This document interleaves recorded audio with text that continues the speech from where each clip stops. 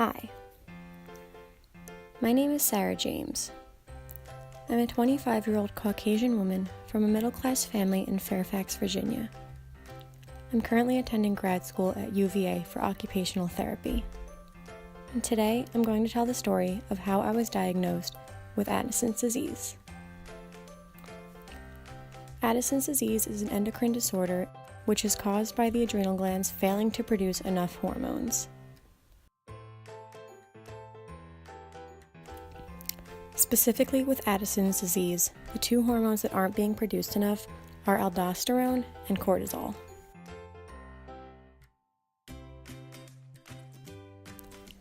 These are really important for living a healthy lifestyle because aldosterone regulates the salt and water balance in your body.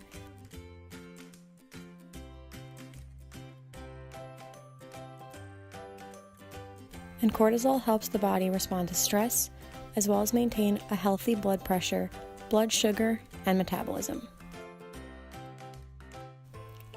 Common symptoms include extreme weight loss, fatigue, low blood pressure, hyperpigmentation of the skin, nausea, vomiting, diarrhea, and even craving salty foods.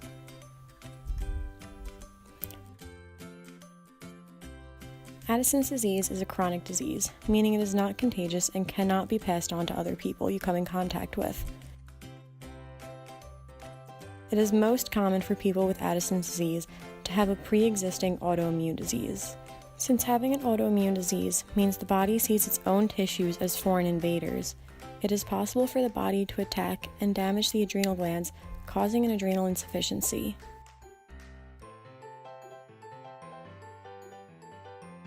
When I was only 5 years old, I was diagnosed with celiac disease. My parents took me to the doctor when I had a very bad appetite and bouts of constipation and diarrhea. They suspected celiac since my mom has it, and doctors confirmed their suspicions.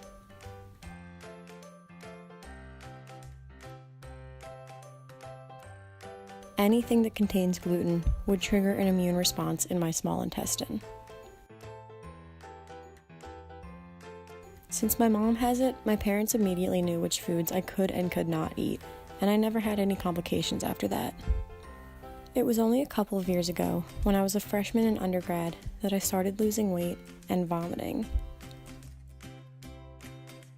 I was also extremely fatigued.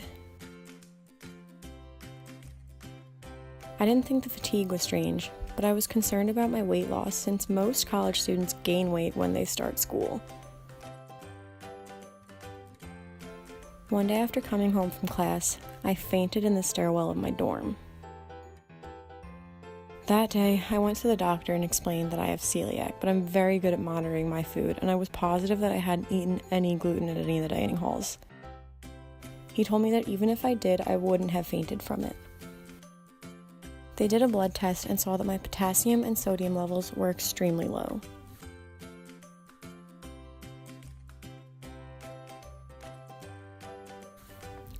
I was referred to an endocrinologist who performed an adrenocorticotropic hormone test, and she told me that I have Addison's disease.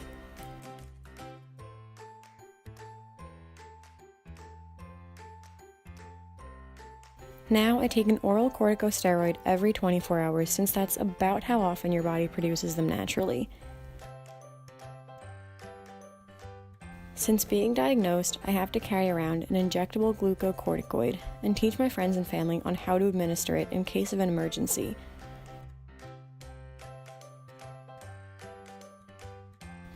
Also, I have to be sure to see my doctor at least once a year to make sure my medication is still doing its job at keeping my hormone levels balanced. I'm so grateful for my health and that both of my conditions are easily managed with proper care and treatment.